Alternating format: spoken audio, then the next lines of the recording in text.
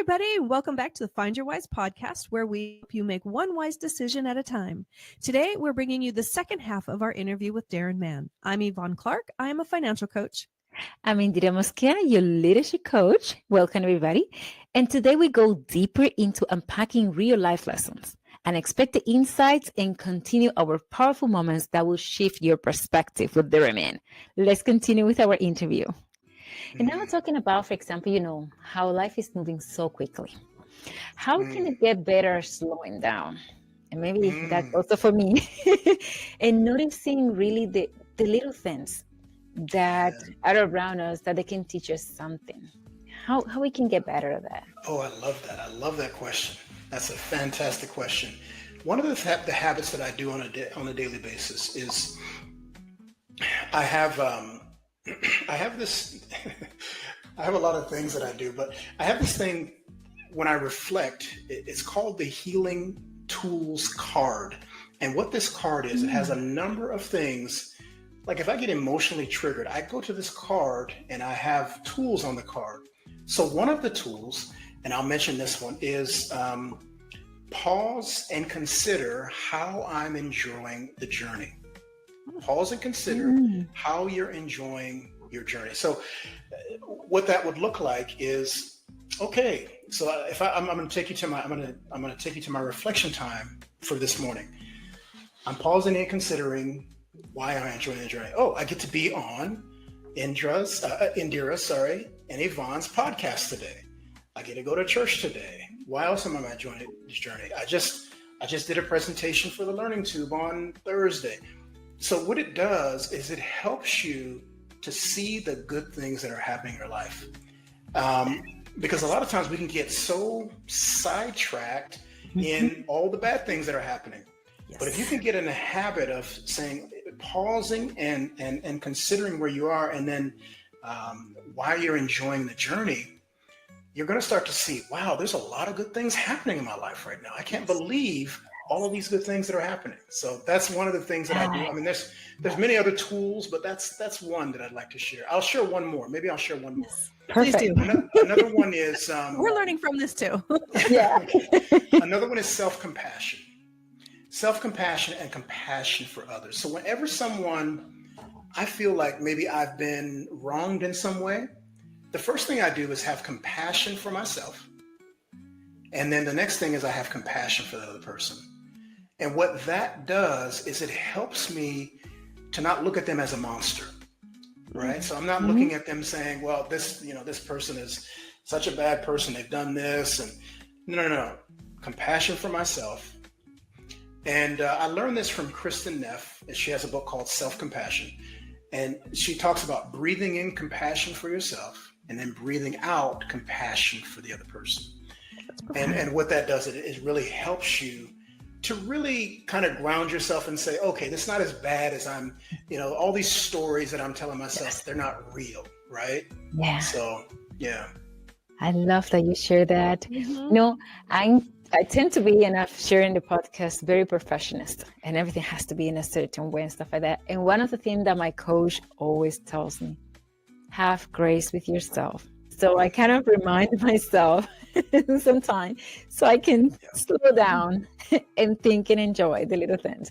But I love about these two tools that you provided. Love that. Absolutely.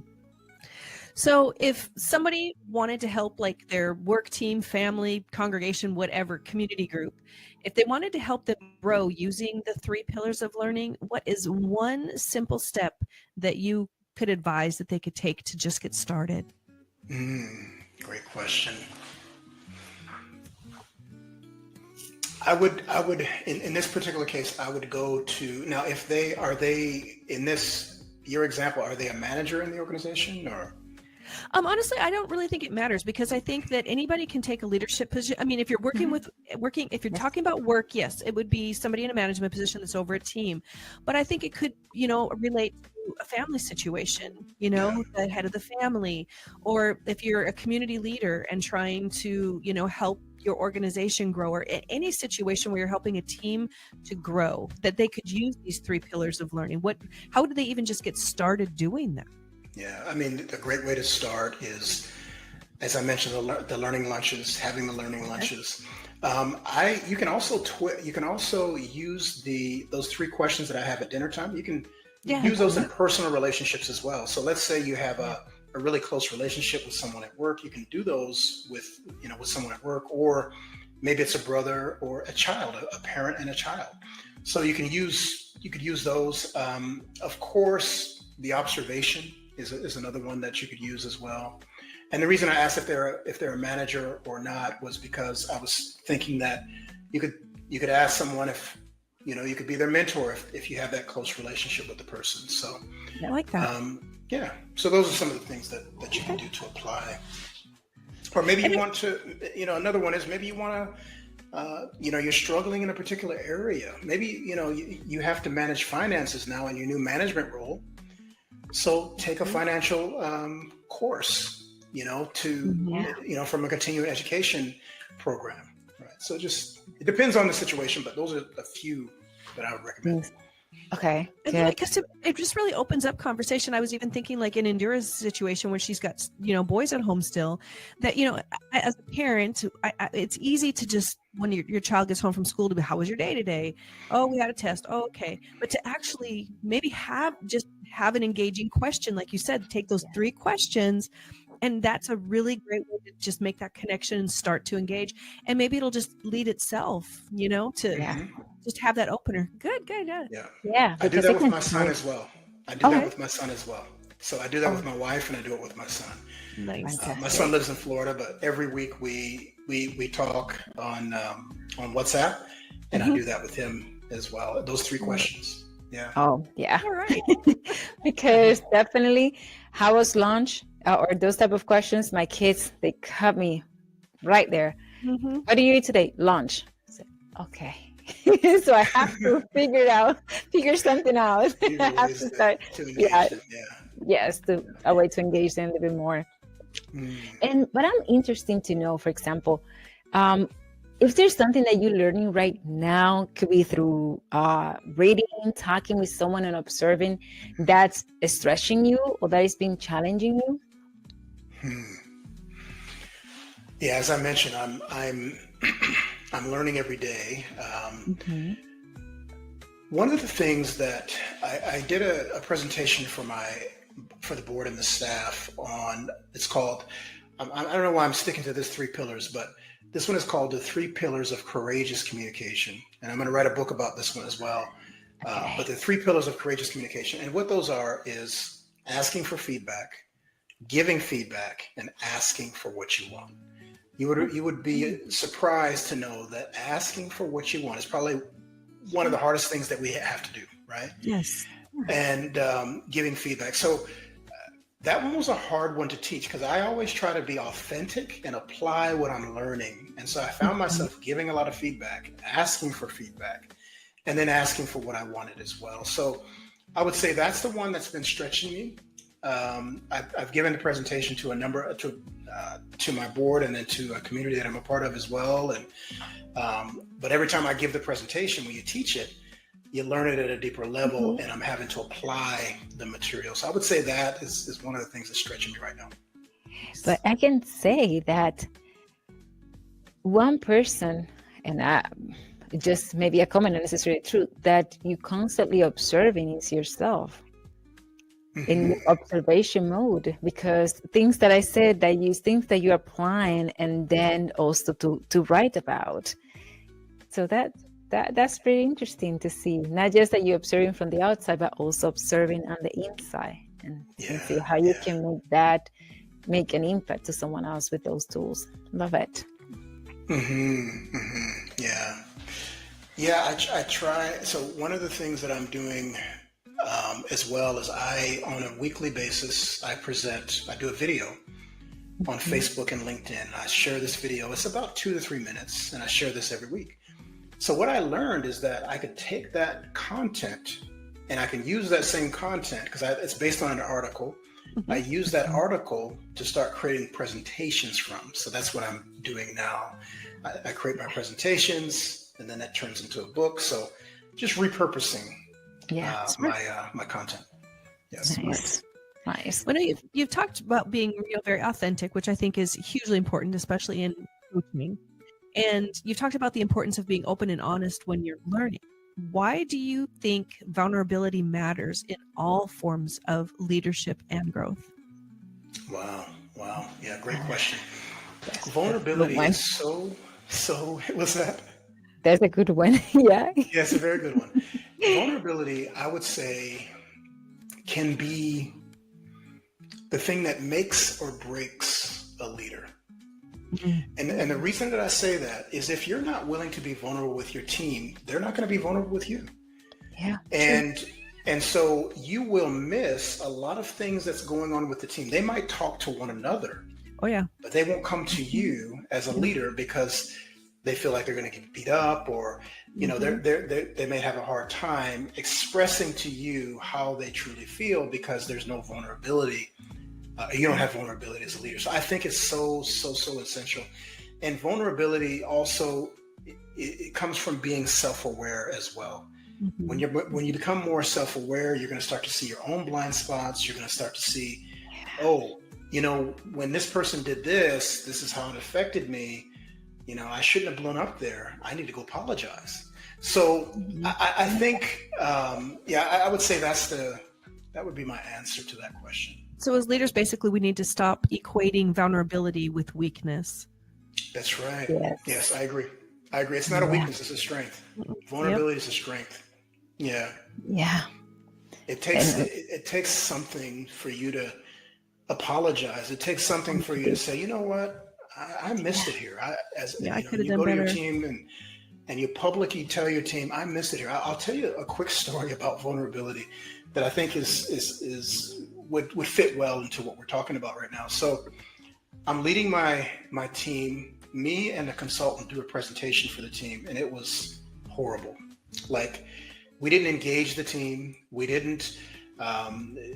We actually assigned roles to the team without them being engaged, without them knowing. So they came into the meeting and said, "Oh, you're going to do this. You're going to do that," and it was really. And so then what happened was the team went and they spoke to what's called a project sponsor, and the sponsor came back to us and said, "Hey, look, we missed it here. We got to fix this." So what I did is I met with there were 10 team members. I met with them individually, one-on-one. The first thing I did is I said, I apologize. We missed it. And we didn't engage you guys. We didn't set expectations with you first. And I apologize for that. And then I asked them, how can we do better? What can we do to change the situation? And I asked those same questions of each of the 10 team members. We went back, we made the changes, we represented the information, we created an FAQ, we created a one-pager for the team to follow, because those were some of the recommendations, and things got back on track. But if we didn't apologize and we didn't ask them, what can we do better? I'm not sure the project will be where it's at today. That is a fantastic story. Yeah. I'm so glad you shared. Wow. Yeah. It takes one of your value. Sorry, I'm turning into the podcast. You're here to inform us. Yes. But like you said, it takes one of your value. It takes courage to go and open up and said, I screwed it here. What do you think could be the best way? And by asking that second question, how can we do better? That helps them to feel part of the solution. And they will definitely will support after that. Yeah, that's a really good approach. So I'm curious to know, looking back at your belief about leadership and also about growth, if there's something that you used to believe that now with all the knowledge that you have changed your perspective about leadership for growth? Yeah. When I was younger, I always thought, once you get to the top, you can relax. Once you become a great leader, then you don't have to do all these little menial tasks. What I found is when you're a leader, especially the higher up you go, the more it seems you have to do, the more responsibility you have. Now you can delegate things, but some things you can't delegate. So I think that's one of the things that I learned was, I found that when I became a John Maxwell coach, people depend on my leadership a lot more now because of the environments that I'm in all the time. My church depends on my leadership. My workplace depends on my leadership because I can't hide it. I'm a very relational person, as I said. So I can't hide what I'm learning, and I find ways to apply it in different settings all the time. So there's a lot more demand on my leadership now that I've gotten my certification and applying the tools from the John Maxwell team. I like it. And I think especially because the same thing happened to me. And it's also because we wanted to make sure to not just learn, but also to exemplify what we're learning so we can better impact people. And that puts a little bit of pressure on us sometimes. Yes. You know what was something that I used to believe? It's that we always think when we're at the bottom that we work more than the one that is at the top. And once you start continue getting up, you say, okay, no, it's not true. So that's something that I used to thought. Yeah, it's way more, including the responsibilities and the results for the team. Yeah. So you let us know that there was a time that you had made a mistake and, you failed at something and you learned something from it. Was there something really essential that you think that you learned that I know that Indira had asked that you changed your perspective in a sense, but did you learn something really essential from being able to apologize for that? Or was there nothing new that you got out of that? No, it was a lot of new things. What it taught me was that I'm not going to get it right every time. I'm going to miss it at times. But it's what I do with it when I do miss it. So that was the key thing that I learned is that it's okay to fail, but it's what you do with the failure that matters. And I think that's one of the big things. And I used to, earlier in my career, Yvonne, I used to be afraid to fail. Oh, me too. I was really afraid that if I failed, that I'm going to look stupid. And, and so all of these kind of thoughts ran through my mind. But failure is actually a friend now. I've come to realize that when I fail, it is exposing me to new knowledge. It's exposed me to feedback. It's helped me to get better. That wasn't an easy journey though to get there. I'll tell you that now. And it's still somewhat of a struggle sometimes. Yeah. Because we want, as Indira said, she's a perfectionist. She wants to be, she wants everything, all the ducks in a row. And I think most people are like that. We want to have everything smooth. Goals are not, you start at point A and you go to point B and it's a straight line. It's not like that. There's a lot of winds and twists and turns and starts and stops and all those kinds of things. So Well, there's definitely truth in that saying that you learn more from your mistakes or from failures than you do from success. I'd have to agree from that for sure. Especially because from failures you reflect. From success, very rare. You just in the hype and then let's go for the next one. When it's a failure, it really takes you. Most cases, and hopefully, like you said, most cases you sit down and say, "What did I learn from this?" And you try not to do it again. I think that's one of the main things. Yeah. But how do you personally stay grounded or centered when lives really get overwhelming and you have a lot of pressure and other stuff? How do I stay grounded? I think, as I mentioned before, reflection is one of those ways. Just reflecting, prayer. Talking to God, my faith. I think that's probably the number one way is my faith. Just having that relationship that I can lean on and depend on at all times. I'm up in the middle of the night, I can talk to God. I'm waking up, in the morning or struggling in my job, I can talk to God at any time. So I think my faith is what grounds me. But I think some of the practices, like I said, reflection, is one of them. I would say that having close friendships, relationships, mentors, talking to them, making sure I get another perspective rather than I'm going through this, Yeah. I've gone through this loss, and I'm just internalizing it all. But having those others that I can bounce ideas off of, one of the things that John Maxwell says is that shared thinking expands a thought.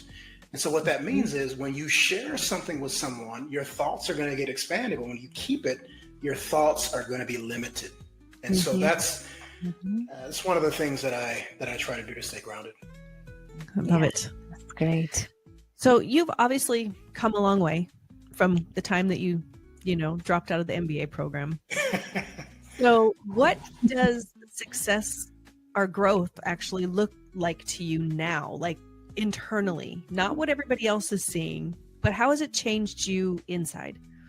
Not just, professional success. Yeah, I think for me, what's really changed is the authenticity. Just being 100% real with myself. Knowing, okay, let me just go back and tell you a little bit more about the MBA story. Yes. Yeah. There's another component to that I need to uncover. So I asked my boss, this is before I got into the MBA program, I said, what do I need to do to become a manager in this department or in this organization? He said, well, you need to get your MBA. I said, cool, I'll go get my MBA. So I went and I applied and got into the program, and I'm going for my MBA, but that wasn't aligned with who I am as a person. And so that's why when I came across the John Maxwell certification program, I said, no, this is what I was born to do, what I was meant to do. And so I dropped out. But yeah, that's the other piece that I didn't mention before. I'm glad you saved it. It was perfect time for you. Yes. Especially like we talked about last week, you were not dropping out to your goal, was someone else's goal about for you to, the path that they painted, that they designed for you to get to that position. But you were designed to create your own path. And probably this was the way, and that's the one that really connected with you. Mm-hmm. That's true. And it's easy to follow someone else's path. And a lot of times someone else doesn't have much planned for you, as what Jim Rohn says, right? Yeah.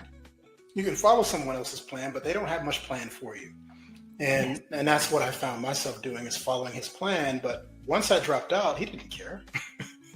It wasn't anything off, any skin off his back. But for me, I would have went down a wrong road for a number of years, finished up my MBA, and then been like, now what? I mean, it wouldn't be a bad thing to have it, but it wasn't. I would have lost 3 years of my life. Mm-hmm. Yes. And that would be 3 years I wasn't coaching. Oh, so that's great. Yeah. You think of somebody else's plans for you, their plans for you only go as far as your necessity to their success, essentially, especially when it comes to the business world. And that's something that you have to keep in mind. So it is really important to make sure that you're following your passion, what God made you to do. Right. Yeah. It's so essential to do that. Yeah. If you don't, then you end up like we all did and went, I got to say goodbye to corporate. Yeah. So, understanding that action speaks louder than words. What is something valuable that you have learned from someone just by observing, and not necessarily because they taught you that? Yeah. Wow. Let me think about someone that I observed and learned a lot from. That's a good question.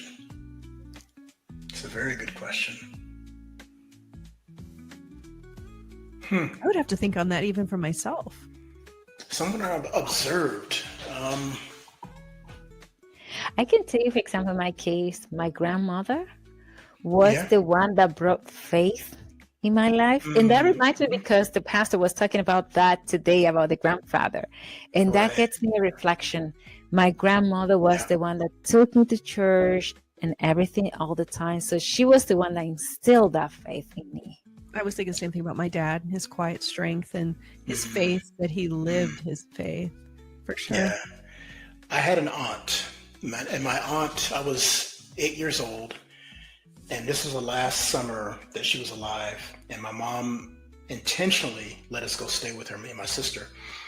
And she I went back home and she had passed away, but she had breast cancer. And this was in the early 80s. Yeah, no, late 70s. But I observed also a woman of faith. She would have us pray every night and she would come and pray with us. She had just she was so kind and loving and friendly and she would give you the shirt off her back. She was a giving person as well. So I learned a lot. I said, I want to have what she has. Now, I didn't really accept Christ and become a Christian until I was in my 20s, when I was 23. But she definitely had an influence on my life. And I know she was praying for me even up until she passed away. So yeah, definitely a big impact on my life for sure. That's wonderful. Great. Yeah, that's wonderful.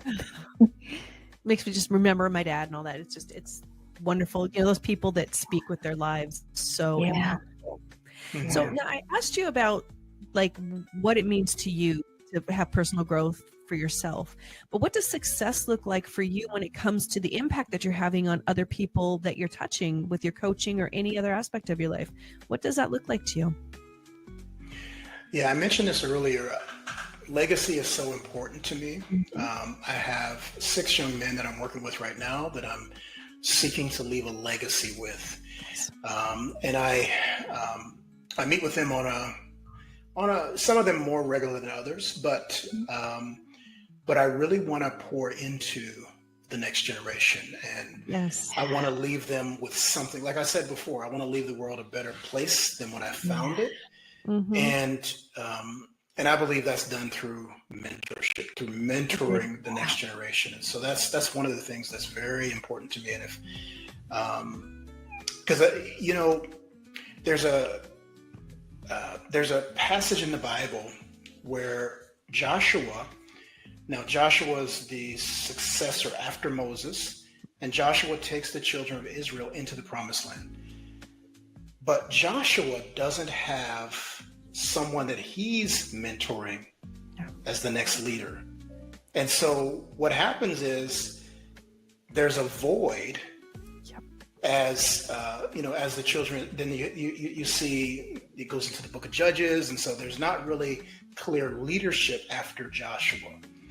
And so I don't want that to happen to me. I want to make sure that I'm pouring into that next generation so that when I'm gone off the scene, there's someone that can take what I've learned and can make a difference on their own. So that's I love that too. Yeah. And then my final question.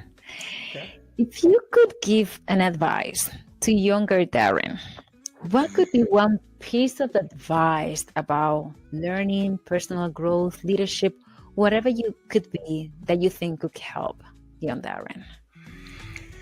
If I could give advice to young Darren, yeah, that's a great question. I would tell my younger self, don't be so hard on yourself. You're going to make some mistakes. You're not going to get it all right, but don't be too hard on yourself. And I would also say to my younger self, get others who are ahead of you earlier in your life. Don't wait until you get into your 40s and later in life, but when you're, now get some mentors, people who can pour into you, people who can help you.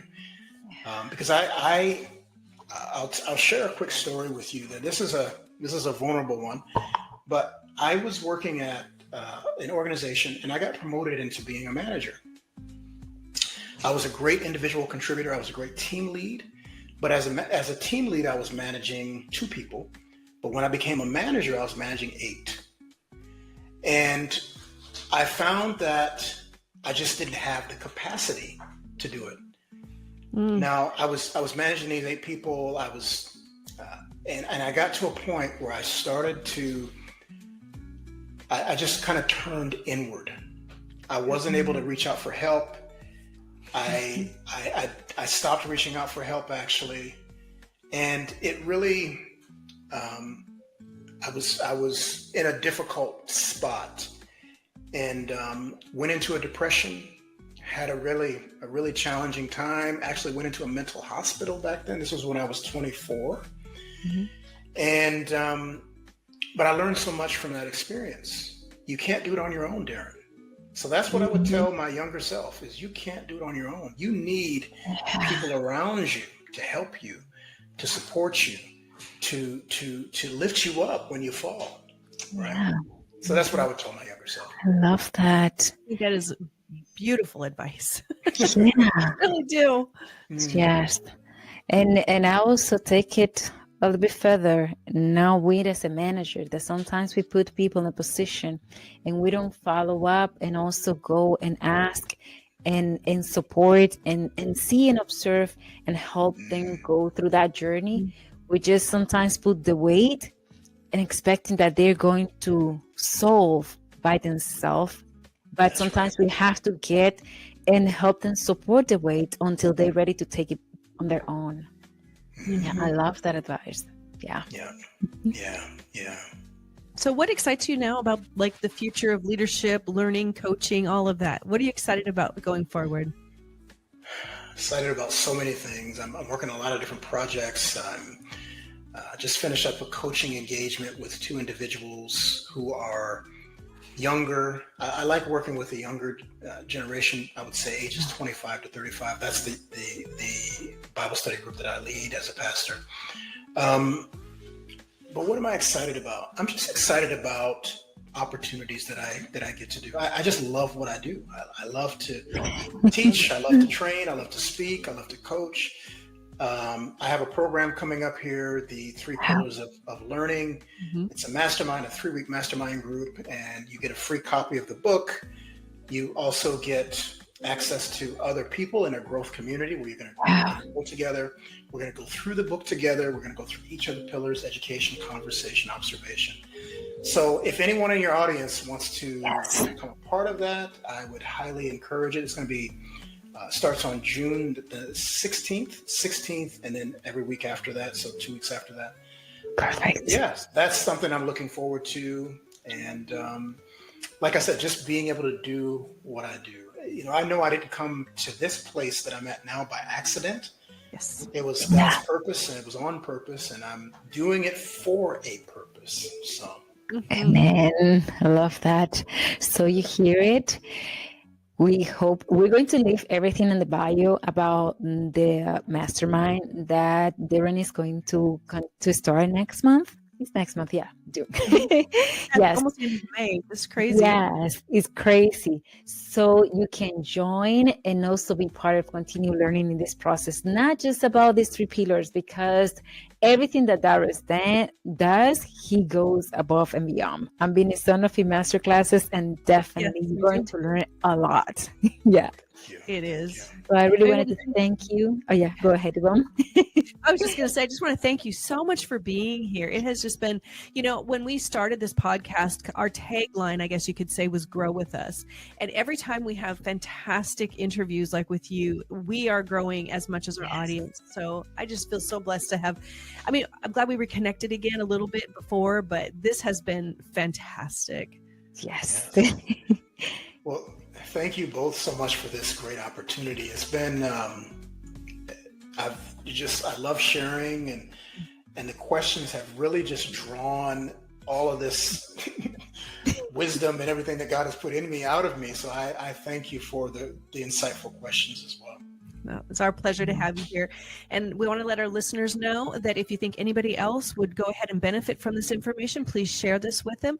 Also, don't forget to go ahead and hit that like and subscribe button so that we can get out there into the algorithm more, so that more people can hear the fantastic wisdom that we're sharing with everybody, so you too can find your whys.